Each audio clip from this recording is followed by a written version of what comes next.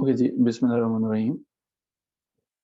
अस्सलाम वालेकुम एवरीवन। इस 6:30 हम अपनी प्रेसी एंड कंपोजिशन सेशन का आगाज़ करते हैं। इस वीक हम जो है प्रेसी एंड कंपोजिशन को डिस्कस करेंगे, समझने की कोशिश करेंगे कि किस तरह से प्रेसी एंड कंपोजिशन का पेपर है, किस तरह से अटेम्प्ट करेंगे। पेपर कहने को तो हमने काफ़ी दफ़ा देखा होता है, कहने को तो हम पेपर में से इतनी दफ़ा गुज़र चुके होते हैं कि हमें एज़ सच पेपर की कोई परेशानी होती नहीं। लेकिन कुछ चीज़ें ऐसी हैं टाइम देती हैं, कुछ चीज़ें ऐसी हैं जो हमारे लिए नहीं होती हैं, कुछ चीज़ें ऐसी होती हैं जो काफ़ी प्रॉब्लम देती हैं। हमारी कोशिश होती है कि हम उनको जो है वो वन बाय वन देखें। Thank you so much Naeem, I am perfectly fine. I am feeling good today, thank you.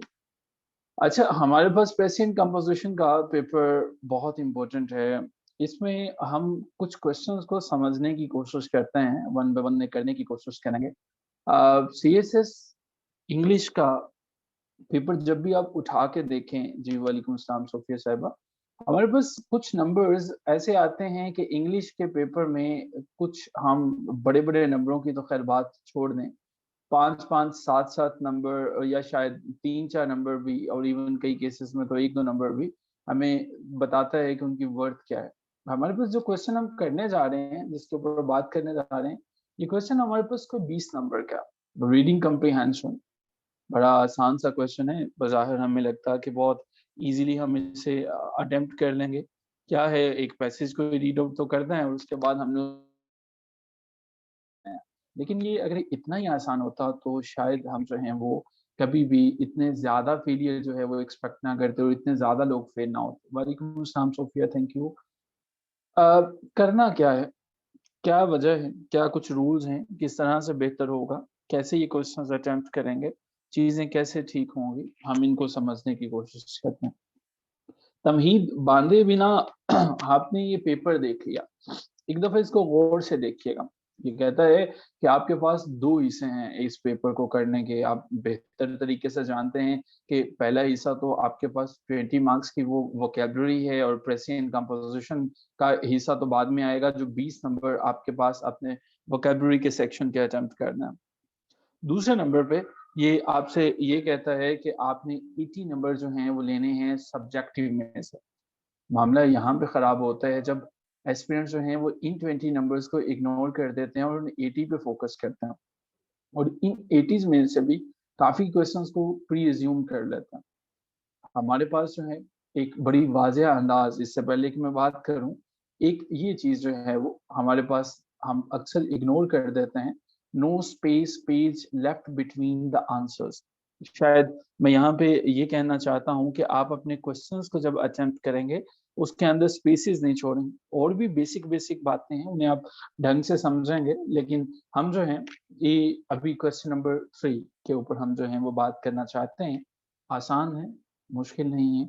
कुछ रूल्स, कुछ असूल, कुछ कायदे, कुछ कवानीन, जैसे हम शुरू से कहानी शुरू करते हैं, तो हम जानते हैं कि हर चीज़ का कुछ असूल होता है। अगर मैं बात करना चाहूँ रीडिंग कम्प्रीहेंशन के, तो इसका मतलब आसान सा है कि वही एक मुझे पैसेज दिया हुआ है, उस पैसेज को मैंने बड़े ढंग से पढ़ा, मैंने गौर से पढ़ा और उसके बाद मैंने जो है वो एंड पे जो क्वेश्चन्स थे उनको आंसर करने की कोशिश की। लेकिन एक चीज़ जो है, आपको कुछ क्वेश्चंस को आंसर्स करने के लिए कोई मेथड भी तो होगा जो आपको फॉलो करना। अगर आपके पास अभी नोटबुक नहीं है तो उसे मैनेज कर लीजिए, लिख रहे हैं तो बड़ी अच्छी बात है। कुछ आपके साथ तकरीबन 10 के करीब चीज़ें शेयर करने जा रहा हूँ, जिससे ना सिर्फ हम ये सीखेंगे कि ये कैसे क्रैक करना है, बल्कि 2 पेपर्स यानी कि सीएसएस का पेपर हमारे पास 2021 का कम्प्रीहेंशन पैसेज हम अटेम्प्ट करेंगे। इसके साथ-साथ हम सीएसएस 2022 के पेपर को भी अटेम्प्ट करेंगे और इसमें से भी जो हमारे पास ये कम्प्रीहेंशन का पैसेज है, इसको भी अटेम्प्ट करने की कोशिश करेंगे और देखेंगे आप में से कितने जीनियस ऐसे हैं, जिन्हें लेक्चर के दौरान सारी चीज़ें समझ में आई और उनके answers up to the mark हैं। ये बात अभी जो है वो हम जैसे ही मूव ऑन करेंगे, हम समझने की कोशिश भी करेंगे और इनको देखने की भी कोशिश करेंगे। तो क्या मैं ये अज़्यूम कर लूँ कि आप बिल्कुल एक्टिव माइंड से इन तमाम चीज़ों को देखेंगे? और आप पूरी की पूरी समझने की कोशिश करेंगे, क्वेश्चंस को आंसर्स करने की कोशिश करेंगे, जो हम असूलों को समझेंगे, ये मेथड्स उनके बाद देखेंगे। चलिए हम एक स्टेप आगे बढ़ते हैं।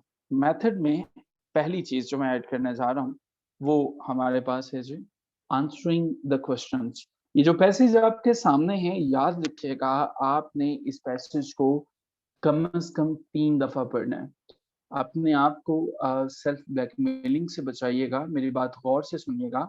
मैं आपसे 2 दफ़ा नहीं कहा, मैंने आपसे 4 दफ़ा नहीं कहा, मैंने एक स्पेसिफिक डिजिट दिया आपको एंड दैट इज़ कि आपने इसको 3 दफ़ा पढ़ना है। अगर मुनासिब लगे, कुछ मीनिंग समझ में नहीं आया, तो 1 दफ़ा और पढ़ लीजिएगा। मैं चाहता हूँ कि आप इस पैसेज को जब पढ़ें, आप इस काबिल हो जाएँ कि आपको एक चीज़ का पता हो जिसको हम ये कहते हैं कि आपने इस पैसेज की जो एसेंस थी उसको समझ लिया। मान लीजिए कि एसेंस सादा लफ्ज़ों में बात करें, जो इसकी रूह थी, जो इसकी गहराई में जो इसका मतलब था वो आपको समझ में आ गया।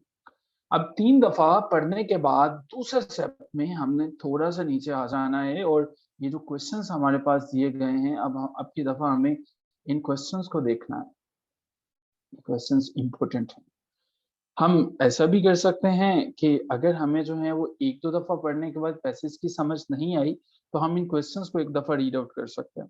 इनको रीड आउट करेंगे, तो शायद हमें पता चले कि ये सवाल पूछना क्या चाहते हैं। ये दूसरा तरीक़ेकार था। पहला आपने पैसेज को 3 दफ़ा पढ़ा और दूसरा आपने इन क्वेश्चंस को उसके बाद पढ़ने की कोशिश की समझने के लिए। अब आपने जो तीसरा काम करना है, ये ज़रा इम्पोर्टेंट है। तीसरे में आपने इक्वेशन को पकड़ा, अपने माइंड के अंदर या पेपर के ऊपर आपने डिवीज़न करना शुरू कर दी कि मेरे पास पहला पैसेज है जो यहाँ से शुरू हुआ और यहाँ पे ख़त्म हो रहा है, तो इस पैसेज में क्या मेरे पहले क्वेश्चन का आंसर है या मेरे दूसरे क्वेश्चन का आंसर है?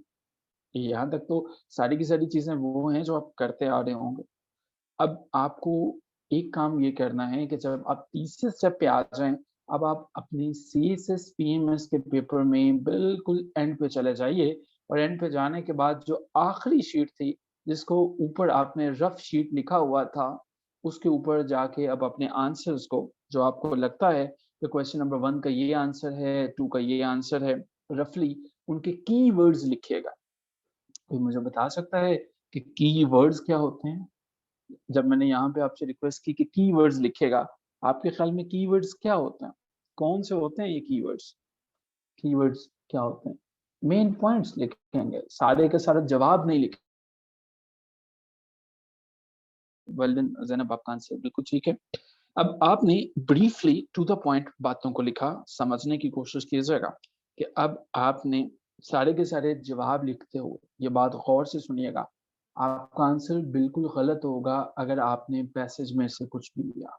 आपने पैसेज का कोई वर्ड नहीं उठाना है, अगर आपने उठा लिया, आप धोखा दे रहे हैं अपने आप को और किसी को नहीं दे रहे हैं।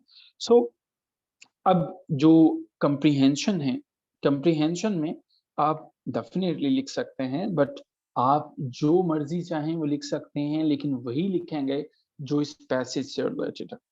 अब लिखा, आपने कुछ मेन पॉइंट्स जो हैं वो वहाँ पे पीछे जाके लिख लिए।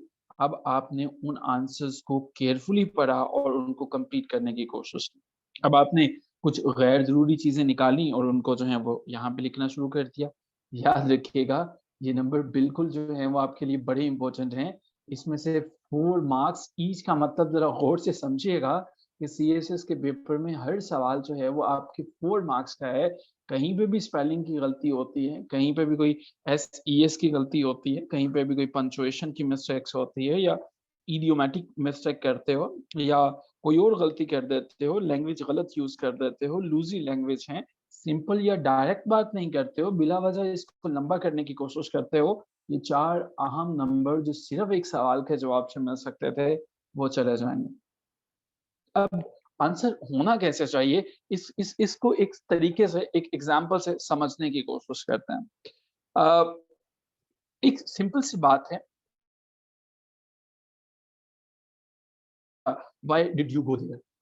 अगर क्वेश्चन ये है हमारे पास जी, why did you go there? अब जब मैंने ये लिखा why did you go there, आपके ख़्याल में कोई भी इसका आंसर हो सकता है। ज़रा टाइप करने की कोशिश करते हैं। एक आंसर मैं इसका लिखता हूँ और आप मुझे बताइएगा क्या ये आंसर ठीक है? अगर मैं इसका लिख देता हूँ because I wanted to see him, क्या ये आंसर मेरा ठीक है? अगर उसने मुझे पूछा why did you go there, कोई भी हम एग्ज़ाम्पल से समझने की कोशिश कर रहे हैं, क्या ये आंसर ठीक है? मैंने जो लिखा because I wanted to see him. Yes, no, क्या इसके मुझे 4 नंबर मिल जाएँगे? क्या इसके मुझे 4 नंबर मिल जाएँगे? एग्ज़ैक्टली। वेल डन उन लोगों के लिए जिन्होंने नो लिखा। आपकी क्रिटिकल एनालिसिस और आपका जो है बहुत अच्छा है, इनकम्प्लीट है। वेल डन डॉक्टर सारा, वेरी गुड सोफिया। नहीं, थोड़ा-सा और करते हैं हम। अगर मैं यहाँ पे ये लिखने की कोशिश करता हूँ ये I went there because I wanted to see him, क्या अभी जो है वो कुछ बेहतर है? क्या अभी आपको लगता है कि ये कंप्लीट है? क्या अभी बेहतर हुआ? यस, अभी हमने पूरा मीनिंग कंप्लीट इसमें जो है वो बता दिया। अगली चीज़ जो समझने की कोशिश करेंगे, पहला असूल मैंने बताया था कि आप पैसेज को पढ़ेंगे। कितनी दफ़ा पढ़ेंगे ज़रा चैट बॉक्स में बताइएगा? कितनी दफ़ा पढ़ेंगे पैसेज को? क्या 3 दफ़ा पढ़ेंगे? एक्सीलेंट। अब आपने पैसेज को पढ़ने के बाद दूसरा स्टेप मैंने बताया था कि आप किनको पढ़ेंगे? पैसेज को पढ़ने के बाद सेकंड स्टेप में कहाँ पे आ जाओगे? पैसेज को पढ़ने के बाद आपने दूसरे स्टेप में किसको पढ़ा? क्वेश्चंस को पढ़ा। Well done, excellent. अब जो है क्वेश्चंस को पढ़ने के बाद तीसरे स्टेप में मैंने बताया था कि क्वेश्चंस को लिंक करोगे हर एक पैराग्राफ से और देखोगे कि कितने आंसर्स आपको मिलते हैं। और फोर्थ में मैंने आपको बताया कि आप अपने क्वेश्चन जो हैं वो लिखोगे पेज के एंड पे, लेकिन वो किस कौन से होंगे? क्या वो कंप्लीट आंसर्स होंगे या वो कुछ स्पेसिफिक चीज़ होगी? वो क्या होगा जो हम पेज के एंड पे लिखेंगे? हम कीवर्ड्स लिखेंगे। एक्सीलेंट नहीं। अब हमें 5वें स्टेप में उनको रिवाइज़ करना है, अननेसेसरी स्टेटमेंट्स को निकाल देना है। छठे में उनकी स्पेलिंग मिस्टेक्स और ग्रामर और इडियोमैटिक गलतियों को देखना है। देखने की कोशिश करनी है कि वो क्वेश्चन जो है जितने भी क्वेश्चन व्हाय से शुरू होते हैं, उसके अंदर क्या हमने बिकॉज़ वाले सेंटेंस बिकॉज़ वाले सेक्शन को ऐड कर लिया? जितने भी क्वेश्चंस हमारे पास व्हाय से जैसे 2021 के पेपर में ये शुरू हो रहा है, इट मीन्स कि जो क्वेश्चंस जो हैं वो रिलेटिव प्रोनाउन व्हाय से शुरू हो रहे हैं, उसका जो है वो हमें उसके अंदर बिकॉज़ को डेफिनिटली ऐड करना है, व्हाय वाले क्वेश्चंस के अंदर आंसर्स देने के लिए। ठीक, ये 7वां असूल जो है वो हमने देखा। 8वें नंबर पे हम जो हैं ये एक मैंने आपको एग्ज़ाम्पल देने की कोशिश की। 9वें हाँ, कॉपी पेस्ट नहीं करना एक्चुअली। 9वां मेथड ढंग से समझने की कोशिश कीजिएगा। देखिए अक्सर औक़ात ऐसा होता है, आपसे पूछा जाता है कि ये जो राइटर ने पैसेज लिखा, इसके अंदर जो थॉट उसने यूज़ की वो कैसे है? क्या आप जो हैं वो इससे मुत्तफ़िक हैं? आप एग्री करते हैं इसके व्यूज़ के साथ जो हैं? दूसरे लफ्ज़ों में अगर मैं कहूँ कि आपसे वो तवक्का करता है कि आप इसकी आउटलुक को या ओपिनियन को एक्सप्लेन करें, यानी कि आप ये बताएँ कि आपको समझ में क्या आया? अब इस तरह के क्वेश्चंस का आंसर देते हुए ये बात गौर से समझ लीजिएगा कि आपके पास थॉट को एक्सप्रेस करने के लिए कन्विंसिंग आर्गुमेंट्स होने चाहिए। अगर ऐसा क्वेश्चन जिसमें वो आपसे थॉट माँगता है, जिसमें वो आपसे आर्गुमेंट माँगता है, कन्विंसिंग आंसर्स होने चाहिए।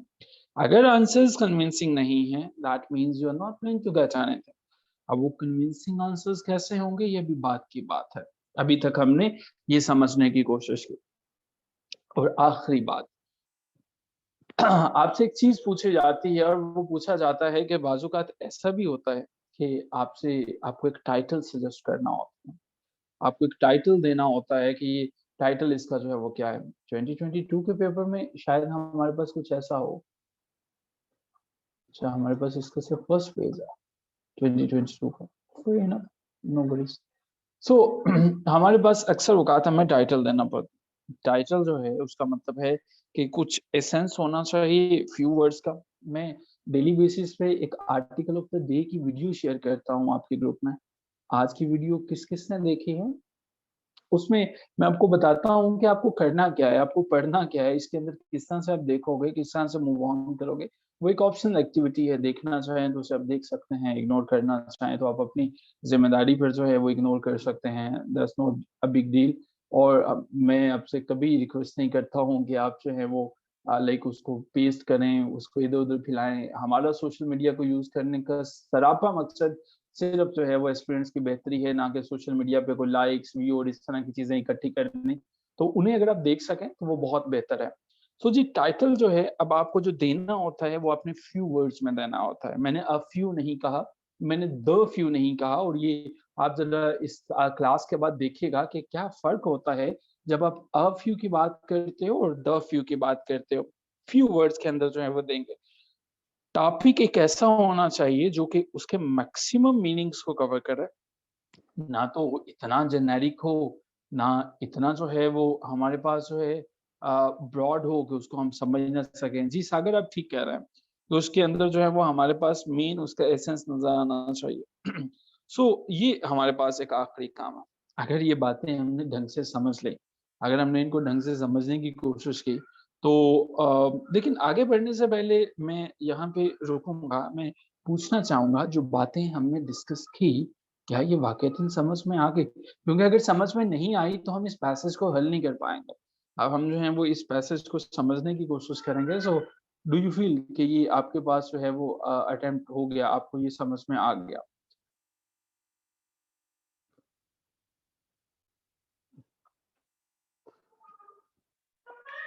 क्लियर हो गया जी? आपके पास जो है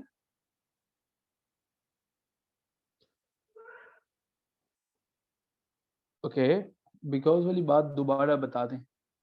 सईदा कहती हैं कि नहीं सुन सकी। जी, हम इसको बिल्कुल दोबारा सुनने की कोशिश करते हैं। मानूर आप बता सकेंगे हमें कि ये क्या है बिकॉज़ वाली बात वो कह रहे हैं? कहाँ पे बिकॉज़ यूज़ कर सकते हैं हम और ये जो हैं वो किस तरह से सर जी थॉट वाले क्वेश्चंस में हमें एग्री नहीं आपके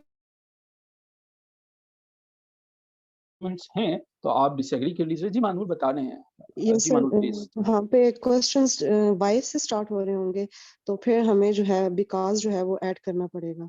जब हमने कोई रीज़न देनी होगी तो उससे पहले जो है वो हम बिकॉज़ लगाएँगे कि ये रीज़न है इसकी। Excellent, excellent. हमें बताना होगा और टाइटल वाली बात ये थी कि टाइटल के अंदर जो है, वो उस पूरी के पूरे टॉपिक की जिस्ट नज़र आनी चाहिए, उस पूरी की पूरी जो है वो टॉपिक की हमारे पास गहराई में हमें उसको समझना है, हमें उसको लेके चलना है। वो टॉपिक ऐसा नहीं होना चाहिए जो बिल्कुल एक हॉलो टॉपिक हो, वो ऐसा नहीं होना चाहिए जो बिल्कुल एक लूज़ी सा टॉपिक हो। सो हमें जो है वो जब हम उस टॉपिक को डिस्कस करेंगे, तो हमें वो पूरी की पूरी गहराई जो है वो उसकी नज़र आनी चाहिए कि हमने अपने टॉपिक को ना सिर्फ समझा है, बल्कि हमने उसको जो है वो डिफेंड भी किया। ठीक है जी? सो इन दिस वे हम जो है वो मूव ऑन करेंगे। अच्छा जी, अब ना थोड़ा-सा हम जो हैं वो ये ब्लर है लेकिन हम इसके साथ गुज़ारा करने की कोशिश करेंगे और हम देखने की कोशिश करेंगे कि जहाँ पे हमें नहीं पता, वहाँ पे हम जो है वो पता करने की कोशिश करें। इसके जो क्वेश्चन है सिविल सोसाइटी वाला चूँकि आपके पास क्वेश्चन नहीं है, मैं पहला क्वेश्चन जो है वो लिखूँगा यहाँ पे आपके सामने और हम कोशिश करेंगे कि इसका आंसर जो है वो हम फाइंड आउट करने की कोशिश करें। फिलहाल एक छोटी-सी अटेम्प्ट हम करते हैं। एक मैं पहला क्वेश्चन आपके पास लिख रहा हूँ, चूँकि अभी क्लास में तो मुमकिन नहीं होगा कि आप 3 दफ़ा इसको पढ़ सकें। हम पहला क्वेश्चन लिखते हैं और उसका आंसर कैसे ढूँढना है, हम ये कोशिश करते हैं। जी, पहला क्वेश्चन आपके सामने नहीं है इसलिए मैं लिख रहा हूँ जी। How does the author characterise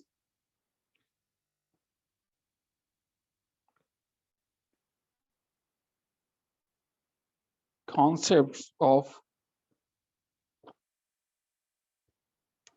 ये हमारे पास जी पहला क्वेश्चन है। अगर हम इसको गौर से देखें तो ये एक पैसेज है जो कि हमारे पास है जी सिविल सोसाइटी के मुतालिक जो है। अब हम इसको मेरी एक स्ट्रैटेजी हमेशा से यही रही है। आप अगर चाहें तो आप इसको फ़ॉलो कर सकते हैं अगर ये आपको बेनिफिट दे। ये अच्छा जो है वो एक तरीके का होता है। मैं सबसे पहले क्वेश्चंस को पढ़ता हूँ उसके बाद पैसेज को पढ़ने की कोशिश करता हूँ। बा मैंने लेकिन आइडियल वे मैंने आपको रिकमेंड कर दिया कि आप किस तरह से कर सकेंगे। ये मेरा मेथड हो सकता है। आप इससे चाहें तो इत्तेफाक कर सकते हैं, वरना आइडियल वे यही है कि 3 दफ़ा पहले पैसेज को पढ़ें। सो जी मेरे पास पहला क्वेश्चन है, how does the author characterise the concept of civil society? ये पहला क्वेश्चन है। अब हम इसका जवाब ढूँढने की कोशिश करते हैं। कैसे ढूँढने की कोशिश करेंगे? क्या आंसर इसका हो सकता है? अब देखने की कोशिश करते हैं। अब मैं इसे पढ़ूँगा, चूँकि ब्लर है, तो कोशिश करूँगा कि जो चीज़ अगर नहीं समझ में आई तो उसे हम जो है वो देखें। Civil society refers to all the places where individuals gather together to have conversations. So मुझे अब जो है सतही लेवल पे, पहले लेवल पे मैंने इसको पढ़ लिया, लेकिन इनर लेवल पे मुझे इसके मीनिंग्स भी क्लियर होने चाहिए। मुझे ये पता होना चाहिए कि ये पैसेज सिविल सोसाइटी के मुतालिक है। मुझे ऑटोमैटिकली एक ट्रांसलेशन मेरे ज़हन में इसकी चलनी चाहिए। ये इसलिए बता रहा हूँ कि आउट ऑफ द बॉक्स क्या चीज़ें चल रही हैं, आपकी बैकएंड पे चीज़ें क्या चल रही हैं, वो आपको पता होना चाहिए। जी, मैं बताता हूँ सईदा कि कितने वर्ड्स का होना चाहिए। आगे चलते हैं जी। Produce common interests and occasionally try to influence public opinion or public policies. In many respects, civil society is where people spend their time when they are not at work or at home. For example, a group of people gather at Thursday afternoon football. Most of them arrive well before the game begins and stay for some time after it ends. Some of them go out for dinner or the drink after the game. In the course of their meetings, they talk about the wide range of topics, including football, but also extending to include issues such as work, family relationships, community events, racial issues, and politics. अब मैंने इसे यहाँ तक पढ़ा। अब मेरी recommendation होगी आप इसको पार्ट्स में तकसीम कर लीजिएगा। मैं यहाँ पे इसलिए रुका क्योंकि मुझे लगता है कि मेरे पहले सवाल का जवाब शायद यहाँ पे मुझे मिल जाए। मैंने ये नहीं कहा कि मेरे पहले सवाल का जवाब मिल जाएगा। अब मैं सवाल को दोबारा पढ़ूँगा, how does the author characterise the concept of civil society? अब इसका मतलब है कि मुझे अपने व्यूज़ को बताना है, मुझे ये बताना है कि ऑथर जो है वो उसके नज़दीक क्या है।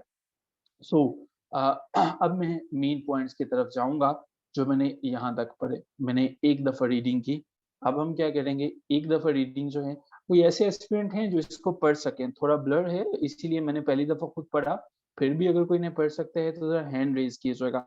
हम ये आर्ट सीखना चाह रहे हैं और सीखेंगे कि आप जवाब कैसे निकालेंगे। क्वेश्चन पहले अपना हैंड रेज़ कर सकते हैं, जो इसको पढ़ सकते हैं ईज़िली।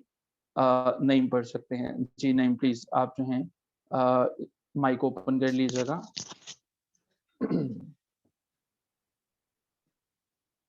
सर शुरू से सर दोबारा पढ़ना है या जहाँ पर आपने छोड़ा उधर से आगे? जी, शुरू से ही पढ़ेंगे ताकि हम मीनिंग दोबारा से समझ सकें। हमने अभी इसको जवाब देना है ना, हमने वैसे जी तो 3 दफ़ा पढ़ना है, लेकिन हम यहाँ पे सिर्फ 2 दफ़ा पढ़ेंगे। जी, प्लीज़। बिस्मिल्लाहिर्रहमानिर्रहीम। Civil society refers to all of the places where individuals gather together to have sir ये स्क्रीन है ऊपर ना okay, okay, okay, text I K M sorry. जी जी, जी। Civil society refers to all of the places where individuals gather together to have conversation, pursue common interests, and occasionally try to influence public opinion or public policy. In many respects, civil society is where people spend their time when they are not at work or at home. For example, a group of people gather at a local park every Thursday afternoon for a game of football. Most of them arrive well before the game begins and stay for some time after it ends. Some of them go out for dinner or a drink after the game.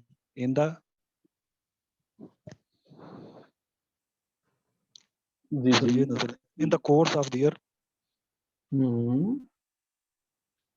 in the course of their चलें। meeting, they talk about a wide range of topics, including football, but also extending to include issues such as work, family, relationships, community events, racial issues, and politics.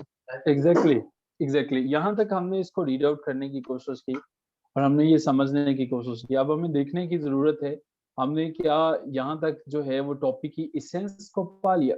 कितने लोग ऐसे हैं जो claim करते हैं कि sir जो पैसेज में लिखा था वो हमें समझ में आ गया, जो जिन्हें लगता है कि जो हमने 2 दफा पढ़ा है और यकीनन आपने भी पढ़ा होगा, जो ये श्योर है कि उन्हें समझ में आ गया।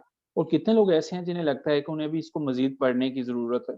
सिर्फ एक चैट बॉक्स में ये बताएंगे कि जिनको क्लियर है वो कह सकते हैं कि I am done, I am clear, और जिनको लगता है कि उन्हें पढ़ने की जरूरत है वो नॉट येट लिख सकते हैं।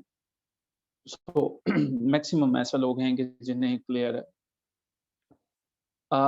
कोई अल्फाज में बताना चाहेगा कि how does the author characterise the concept of civil society, जो आपको समझ में आया। देखने की कोशिश करते हैं आप में से कितने लोग सही जवाब के करीब हैं। जो हमने 2 दफा पढ़ा, मैं ये चाहता हूं कि आप अपना हैंड रेज करें। वो लोग जो अल्फाज में बता सकते हैं अभी के सर मुझे ये समझ में आया, वो शायद ये कहने की जरूरत है। सही गलत कुछ भी हो सकता है। अभी इस स्टेप पे हम सिर्फ ये जानना चाहते हैं कि आपको क्या समझ में आया, और देखने की कोशिश करते हैं कौन ऐसा जीनियस है जिसका आंसर बिल्कुल उसके करीब है जो कि वो चाहता है। लेकिन डेफिनेटली अभी यहाँ पे कोई पेनाल्टी नहीं है। आपका आंसर जितना भी गलत होगा इस स्टेप पे हमें वो काबिल कबूल है। ना बोलना जो है वो शायद वो बेहतर नहीं है। ठीक है। सो जी हमारे पास जो है वो एक ही हैंड रेस हुआ सागर साहब का, बाकियों को शायद फिर क्लियर नहीं हो सका। सागर को सुनते हैं फिर इसका आंसर जो है वो देने की कोशिश करते हैं। सागर आपका हैंड मुझसे लोअर डाउन हो गया लेकिन आपका माइक मैंने ओपन कर दिया, प्लीज। सारा मैंने इसे पढ़ लिया, थैंक यू। जी जी सर, उसका मेरे ख्याल से जो मैंने समझा है उसका आंसर ये होना चाहिए कि सर सिविल सोसाइटी है रेफर टू ऑल इंडिविजुअल, जहाँ पे मतलब एक group of the people where converse there you know issues and that they makes their opinions on public policy। ठीक सर, एक सोसाइटी क्रिएट की है जहाँ पे वो they spend their time and they gather at park, sometimes they Excellent. play Excellent. they That's play excellent. Thank you so much. Thank you so much. You are quite close to the actual answer. अब मैं इस पे क्या करूंगा, मैं इस पे जो है कुछ पॉइंट आउट बनाने की कोशिश करूंगा। जैसे मैंने आपको बताया था कि मैं मेन पॉइंट्स निकालूंगा। सो मैं निकालने की कोशिश करूंगा प्लेसेस। मुझे सबसे पहले समझ में आया है कि जहाँ पे लोग जो हैं वो इकट्ठे होते हैं वो प्लेसेस हो सकती हैं। दूसरे नंबर पे मैं कॉन्ग्रेगेशन यानी कि उनका इज्तिमा के ऊपर जो है वो बात करना चाहूंगा। मुझे लगता है कि जहाँ पे वो कॉन्ग्रीट होते हैं, इकट्ठे होते हैं, कॉन्ग्रेगेशंस होती हैं, वो पॉइंट अहम है। तीसरे नंबर पे मैं बात करना चाहूंगा स्पोर्ट क्लब्स की और उन लोगों की उन जगहों पे जहाँ पे वो डिस्कस करते हैं सोशल, इकोनॉमिक या रिलीजियस मैटर्स को। सो मेरे नजदीक जो है सोशल, जो अकॉर्डिंग टू ऑथर जो बताना चाहता है, सिविल सोसाइटी एक ऐसी प्लेस होगी जहाँ पे सिटीजन जो हैं वो इकट्ठे होते हैं और वो वहाँ पे अपने रिलीजियस, पॉलिटिकल और दूसरे मैटर्स को डिस्कस करता है। सो ये आंसर हो सकता है। कुछ हमारे ऐसे जीनियस हैं जिन्होंने अपने आंसर्स लिखे हैं, फॉर्मल और informal group of people discussing different issues and topics. मुझे लफ्ज फॉर्मल से शायद यहाँ पे इख्तलाफ होगा सारा। शायद फॉर्मल जो है वो हम बहुत बड़ा डिसीजन दे देंगे, शायद फॉर्मल हमें नहीं होना चाहिए। जी सईदा आप ठीक कह रहे हैं। Meeting of individuals arrange to discuss social issues to bring harmony in the society. Okay, ये आपका कॉन्सेप्ट है। सवाल को गौर से समझिएगा कि उसने क्या क्या बताया। How does the author characterise the concept of civil society. वो सिंपली ये नहीं पूछता है कि वो सिविल सोसाइटी क्या है, ये समझने की कोशिश कीजिए। वो पूछना चाहता है कि ऑथर ने इस पैसेज के अंदर वो कैरेक्टराइज कैसे किया, उसकी कौन सी चीजें हैं जो बताई हैं। मेरा ख्याल है ये चीज मैं आपको समझा पाया हूँ कि आपको जो है वो पैसेज के मुताबिक आपको सिविल सोसाइटी नहीं बतानी है क्या है, आपको इस पैसेज के अंदर जो ऑथर ने बताई है सिविल सोसाइटी, आपको उसके ऊपर बात करनी है। सो जैनिब ने लिखा group of different minds gather to discuss their thoughts and ideas on many issues. Let's see क्या इस सवाल का जब हम जवाब लिखना शुरू करेंगे, इसमें पहली जो बातें वो क्या होंगी? कोई मुझे बता सकेगा पहली लाइन क्या हो सकती है? ये सवाल गौर से पढ़िएगा। How does the author characterise the concept of civil society, और सोचने की कोशिश कीजिएगा किस तरह से इसका जवाब शुरू हो सकता है।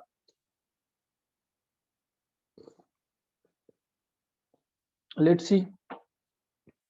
बिल्कुल ठीक है, ये आप कोर आइडियाज की बात कर रहे हैं। सवाल गौर से पढ़िएगा और ये बताइएगा कि ऑथर जो हैं वो कैसे करते हैं। Author characterise the civil society. जी बिल्कुल ठीक है Zainab, quite close, quite close.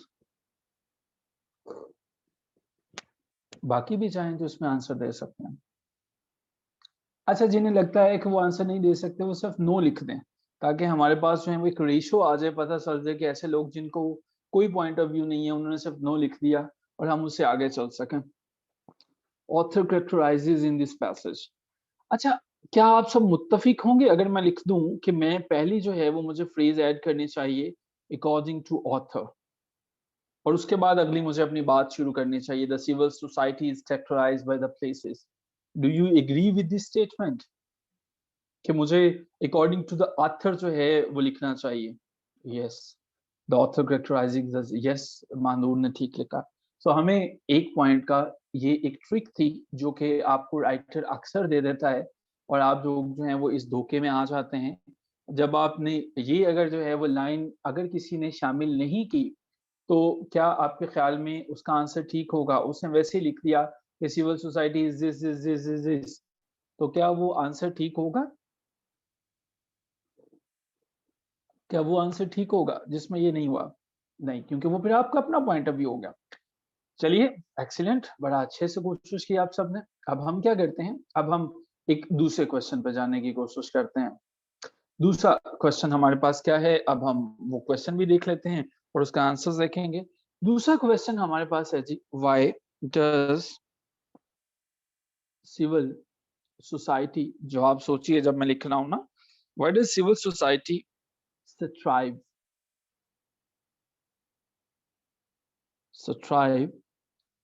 towards better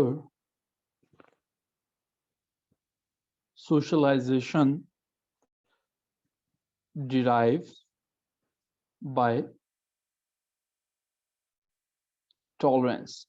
ये सवाल है, इस सवाल को गौर से पढ़ लीजिएगा। Why does civil society strive towards better socialization drives by tolerance? अब हम थोड़ा सा आगे बढ़ने की कोशिश करते हैं, कुछ चीजें डिलीट कर देते हैं जो हमारे पिछले क्वेश्चन से मुताबिक।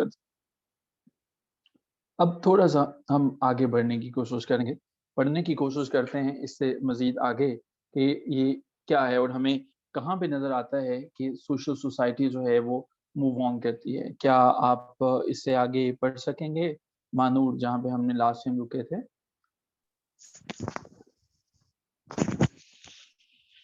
Yes, sir. Blur है, but this kind of solidarity can be found in a variety of other places in civil society, such as sports clubs, bowling leagues, reading groups, and social movements, where individuals get together to associate on the basis of some shared interest, fostering more effective forms of citizenship. Yeah. People may come together on the basis of an interest they all share in common. They eventually have to develop productive strategies for dealing with conflicts and differences that emerge within the association. Teammates in a bowling league discover on certain issues significant differences of opinion, and yet because they value this association and sorry